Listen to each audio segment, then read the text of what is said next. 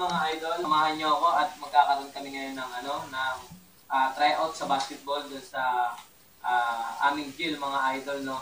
So magkakaroon po kasi ng sport fest ang BJMP dito sa National Capital Region mga idol.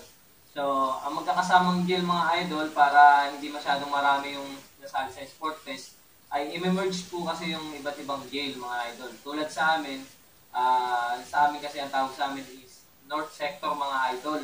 So pinagsama din yung Kamanaba mga idol, no. Caloocan, Malabon, Nabotas at Valenzuela mga idol. So pag-iisahin na lang yun.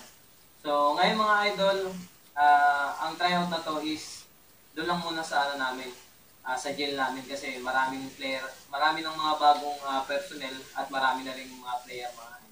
So yun mga idol, so tanghali na natin na basa yung letter order na magkakaroon ng tryout sa aming jail.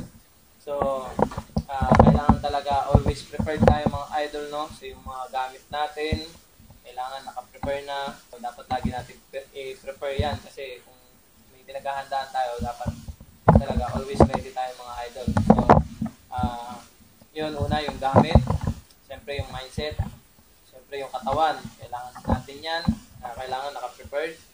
So dapat mas maganda na ituro sa amin ng aming mga mentor, sa aming coach dati doon sa NCR. So kailangan mas maaga tayo dun sa call time na binigay sa atin para yung mindset natin relax na at na kikita na natin o feel na natin yung ambience ng paglalaruan natin o pagka-tie out natin mga idol. So ito binabahagi ko lang itong mga idol sa mga aspiring mga kabataan na gusto rin maglaro sa mga liga na gusto nyo malaruan mga idol, no? So kailangan disiplina din tayo mga idol. So yun, ang oras ngayon is wala pa namang alas 2 mga idol, no? So ang call time namin is 4 PM. So magto 2 PM pa lang mga idol at pabiyahe na tayo doon mga idol. So isa lang ang inaano ko sa sarili ko mga idol, hindi ako nagpapakampante na makukuha agad ako sa tryout. Kahit naging player na tayo nung nakaraang taon mga idol at kilala tayong player doon sa ating jail. So hindi tayo pwedeng magpakampante dahil marami ng personnel na bago sa amin, marami ng mga mas bata sa akin, mas magagaling, mas maliliksik, mas mauut ang maglaro. So kailangan lang natin na mag-focus, pakita natin yung anong kaya natin. Hindi lang tayo dapat puro dasal. Kailangan kilusan natin mga idol dahil pagkadasal ay i-guide tayo niya. Pero tayo pa rin ang gagawa ng ating journey sa paglalaro mga idol. So focus lang tayo. Gawin lang natin mga pinapractice natin. At magtiwala tayo sa sarili natin. Lalo na kay Lord. So yun lang. Samahan niyo ako at pabiyahin na tayo mga idol. Let's go!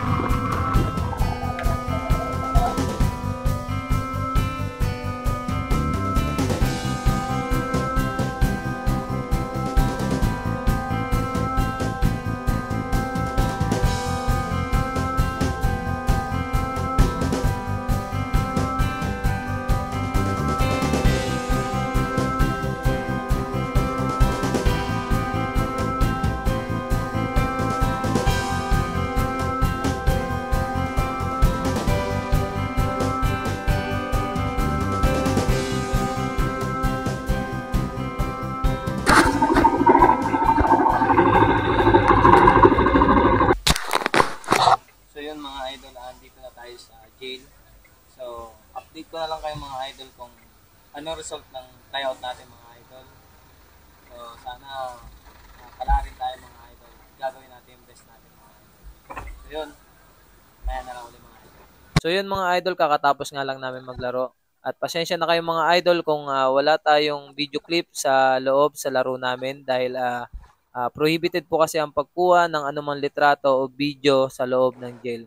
Yun po ay para sa security at safety na rin po ng mga personnel at ating mga PDL mga idol. So, assessment lang mga idol sa aking laro kanina. So, binigay ko naman ang lahat ng aking makakaya mga idol. Kaya naman mga idol ay ipinagpapasa Diyos ko na lang ang magiging resulta mga idol.